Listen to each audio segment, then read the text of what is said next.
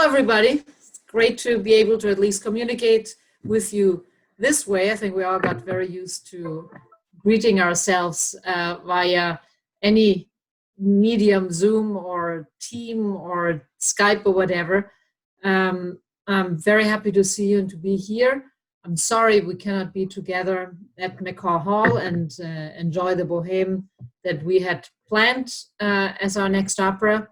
But sometimes circumstances force you to look for options and for other solutions. So here we are, and we definitely are working on the future operas, and we keep planning and we keep plans in place until we know what we can and what we cannot do. So we keep working with you, for you, and trying to give you opera as soon as possible again.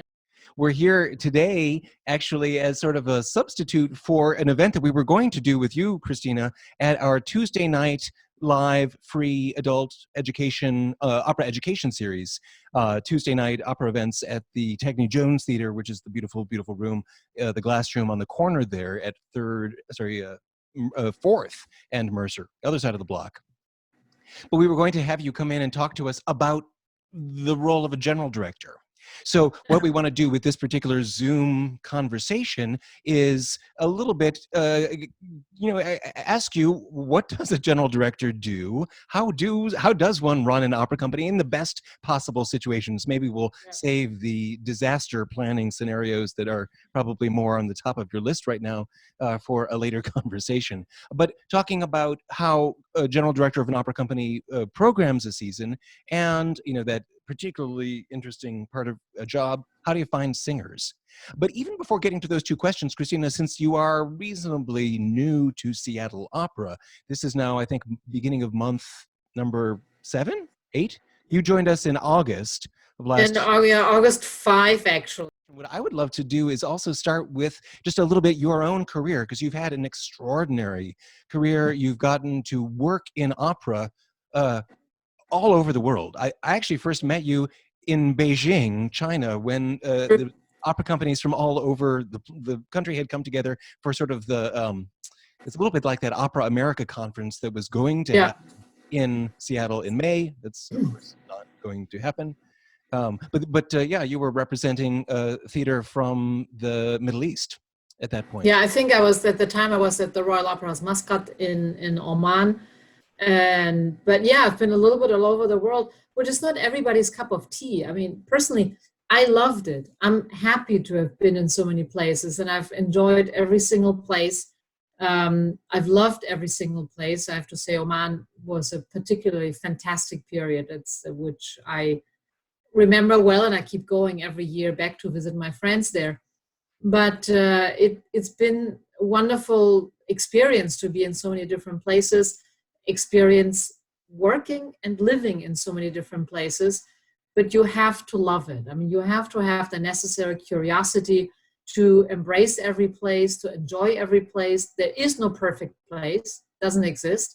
Every place has up and down sides, and I always enjoyed all the upsides of all the places. I mean, I'm from Hamburg, Germany. I lived there until I was 22. When I was 22, I moved to Milan and worked for an artist management in Milan for 4 years. I see on the screen behind you actually a little bit of Milan. Can we actually go back to Hamburg? I think that's where I know that you started working professionally in opera when you were in Milan, but before that, your first connection with opera was as a young person growing up in Hamburg. Yeah. And a great era in the Hamburg Staatsoper. I was actually in the chorus of the children's chorus of the Hamburgische Staatsoper in Hamburg. And we sang, whenever children's chorus was needed, it was our chorus who sang. The first opera I actually sang in and saw from a fly floor from above, because that was our position. The second fly floor, we sang from there, and that was Parsifal. First act, Parsifal, chorus from the height. That was us. Into the heavens and the kids. Yeah, that was us. Der Glaube lebt, die Taube schwebt. That was us, and And it was fascinating to me. I mean, we stood there on the second flight, we're staring down, thinking, what the hell is some fortis yelling about all the time? Because we, at 14, you don't exactly grasp exactly what's going on there. And maybe when you're older, you don't understand it either. But be that as it may, it was fascinating. And so I went downstairs to the stage level and found my way to the stage manager. His name was Werner. And I said, can I watch? I mean, innocent, silly 14-year-old. And I'm sure you were very charming and disarming, probably, as a... Well, it worked. I mean, that's all I can say. And he always let me stay in the wings, and I watched it from there. And over the years, I actually watched many, many performances from the wings. I got to know the other stage managers too. I was in the children's chorus, so I was a familiar face. And when I didn't get a ticket to watch it from the house, well, I always found a way backstage, or actually even in the lighting bridge, in the follow spot bridge. You have to be resourceful if you want something. I was going to say, the lesson for all those members of our children's chorus who are watching this video is, yes, someday you can run the company, but you have to be very disarming, charming, and I imagine probably unobtrusive. Like you can be in all those places, but you can't, you're kind of like a spy. You have to be able to reflect, not grab people's attention so much. Absolutely. But you also, when you are in the children's chorus and you are backstage, and we also had other interventions as children's chorus, you do learn where the limits are. You do learn where can you be, and you're not in the way. What is a no-no on stage? I mean, you do learn the ropes of being on and around the stage. And so you have to develop those antennas and that respect for what the stage represents, because it's a dangerous place. It's a place where you can get easily injured, where you can be in the way, where you just really are an obstacle to what is happening. And that is something very important to understand. And every little wheel of the big machinery of a performance of the stage, and above and around and under the stage, every single wheel is important. Nothing is unimportant. And that respect is also crucial to realize. Everything is important. And that really was also something that I did realize through the work with the children's chorus, that how every person is relevant to the show and to a performance. And then when I was 16, I went to see a performance first time from the house. I went with a couple of friends from the children's chorus, and we stood in line to get student tickets. And so my first experience was orchestra, fifth row center. And I was Don Carlo with Mara Zampieri, Leo Nucci, Luis Lima, Molinari Pradelli conducting. It was a Ponel production, and Ruggero Raimondi was Filippo. And it was just striking. I mean, first of all, you're very impressionable as a teenager, and you sit there in the center, front of the orchestra. Right, up close. And those huge, huge voices from that golden age. Yeah. No, it was really fantastic. So, and then after that, I kept going to the opera with my friends. I mean, that would make pretty much anyone addicted, I would think, if you had those kind of experiences early on. But then take that, my second and third opera, again, with those same two friends, we stood in line for hours and hours to get tickets to see Luisa Miller with Placido Domingo, Leo Nucci, Sinopoli conducting, Eugenia Moldoveanu. It was fabulous. And that was my second and third performance ever. And after that, I kept going, because Hamburg is a repertoire house, so you have 6 performances a week with changing casts. And I saw a lot. I mean, I often just went to see another singer. I went the third time in the same week to see Ballo in Maschera, just the first half, because there was another tenor, another baritone, another whatever. But that actually built a huge repertoire. I built a huge repertoire for myself. I mean, I heard in those years in Hamburg in the early 80s, you heard Cappuccilli, Cavalier, Moldoveanu, Placido, Cheryl Milnes, Atlantov, Zancanaro. How many operas would they do over the course of one calendar year at Hamburg? Probably about 38, more or less. Different productions. Wow. Well, because they all come out of the warehouse. I mean, they restage them, they put them back on, because it's a repertoire house. You have a fixed chorus, a fixed crew, fixed orchestra. So and you have a small ensemble, so the small roles, you always cast them with the same people, as long as they're still in your ensemble over 5 or 10 years. So when those elements know the production already, you pull it out, you put it on, and you change the soloists, which are easily not, but can be integrated with quick rehearsals because everybody else has done the production already many times. And so you just plug those other elements in, and chorus and orchestra and the small roles and the crew, they all just basically do the production again. Mm-hmm. But for the opera fanatics in Central Europe, it's fantastic because you can go to the opera 3-4 times a week and see different things or see different singers. And I saw an immense amount of great singers in those years, and I feel very fortunate that, I mean, I heard Ricciarelli, I heard Varedi, Fischer-Dieskau, Bernd Weikel, Franz Grundheber. The list is immensely long. Every night there were people like that. Yeah. So that was what it was. And so that gave me a lot of respect also, but I got to know a lot of the singers because I grew up bilingual with Spanish. So in Hamburg, there weren't too many people who spoke Spanish and Italian. And although I was a little shy, but not too shy to approach the singers and talk to them. And so I actually became friends or acquainted with a lot of the singers early on, which was a great experience for me because you got to know and to talk to them about voice, about technique, about repertoire, about their life. It was really a great experience. Well, take us now into the sort of second phase. You grew up in Hamburg with this sort of wonderful immersion of how an opera house really works from the inside in a big rep house like that. But then we really zoom in with your career into the singers and the dealing with singers and the management of singers when you go to Milan after, I believe we're going to skip a little interlude where you became a banker. Yep.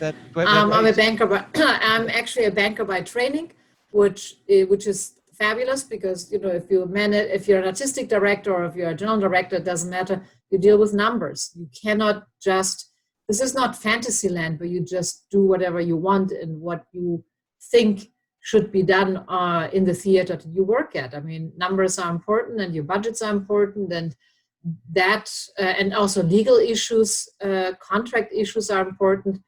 And I learned a lot of that, some basics by working at the bank. So that was great.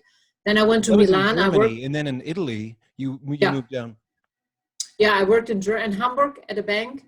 And then through an acquaintance, a young singer that was my age at the time who sang in Hamburg, I got to know her agent, Walter Belock, with whom I'm still friends today. And I'm very happy that we're still good friends. I saw him in December when I was in Milan. And that was an artist management that represented directors, conductors, and singers.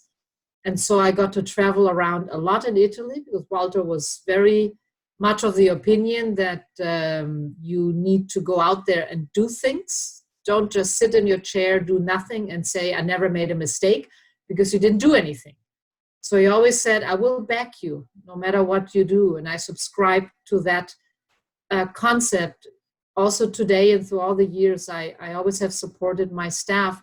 And when they make a mistake, it's my mistake. And Walter really taught me that. I mean, he said, do something. Screw it up, make a big mistake. I don't care, but do something. I will fix your mistakes, but at least do something so that we can see and you can develop.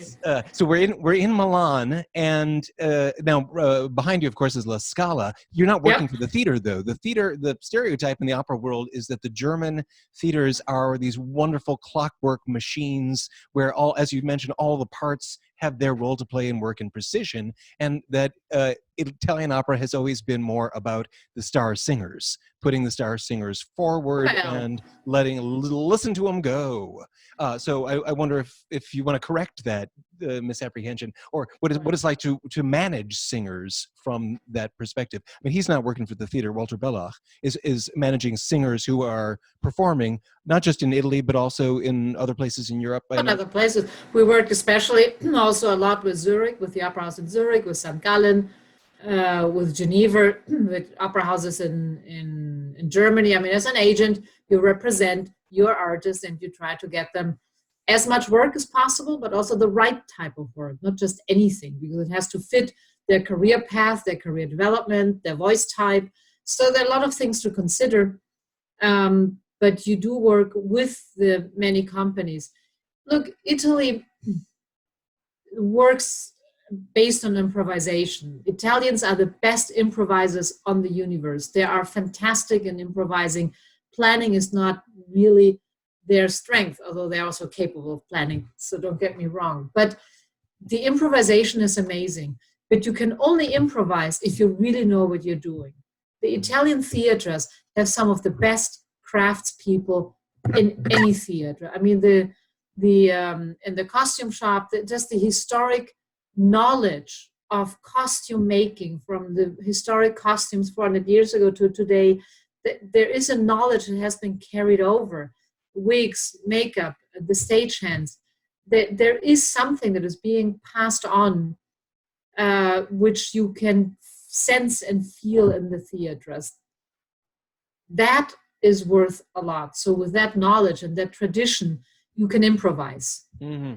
Sometimes that gets in the way when everything is too improvised. And yes, I mean, the audience loves the star singers, but no star singer can do the show alone. They depend on everybody else around them to make it possible for them to step on stage and do their best. So they need good chorus, good orchestra, good dresser, good stagehands they can trust. It's a lot of trust going on when you go out there and sing. Mm-hmm. And the Italian theaters are, yes, you sometimes feel it's a bit chaotic. There's, as I said, there's no perfect place, but it was a fascinating lesson to work in Italy. And I traveled everywhere. I mean, I traveled from Torino to Trieste, from Milan to Palermo to Catania. I've been all over Italy. It's been fantastic to see all those many theaters. And when I was very young and nobody was paying attention to me, but I was paying attention to what was going on around me. So I did learn a lot. In great part, I also maybe learned how not to do things. But I also saw some fantastic performances and some great singers and some crazy audience behavior also that in the US we would never see, when people shout from the rafters and words and comments and insults and much more of a spectator sport going to the opera in Italy than it is interactive in the US. We should go to the US. Now, you grew up in Hamburg. Your first languages were German and Spanish because of your family. And now you moved to Italy. You're doing Italian by now. I learned Italian in Italy. I mean, I caught some Italian from the operas I was watching, and I was curious about the text. But, 18th century, 19th century Italian is not what you want to speak. So with time, it took me 6 months to get my Spanish and Italian. I mean, I spoke good enough Italian so I could speak Spanish also again, because they're very close, and that doesn't necessarily help. In school, I learned English and French. American English, or British English? British English. I had 9 years. But you moved to America. Of British English and 7 years of French in school. When you first came to the U.S., it was to work in another city here on our lovely West Coast. Yep. Where is it? There, I got him. Yeah. How did Memorial Opera House? Just take us from your office there in Milan to San Francisco. Oh, there's some stations in between, because there was Venice in between, La Fenice. I worked briefly at La Fenice. I worked in Barcelona for a couple of years. Oh, that's right. Sorry, I was thinking of Barcelona later, but you've worked at Barcelona at two. I worked twice. Right. Yeah. I worked there 92 to 94. I lived through the fire of the Liceo when it burned down to its foundations. And then from Barcelona, I went to San Francisco. And trust me, my English was not good. I was sitting in meetings there I was 28 when I became artistic administrator of San Francisco Opera. And I looked around at some of those meetings thinking, I have no idea what they're talking about. And is it because my English is not good enough? I have no idea what the subject you're talking about, or both. And it was both, obviously. And it took a while to to get up to speed. And thanks to some very good colleagues, I actually, after a few months, I really managed to wrap my head around the English and the subjects and the job. It was a huge job for a 28-year-old coming from Europe. It's quite different, I'm sure, how everything fits culturally in America and on the West Coast from the East Coast. But we'll talk about that a little bit more in our second part, because we have you on the East Coast as well here in the US.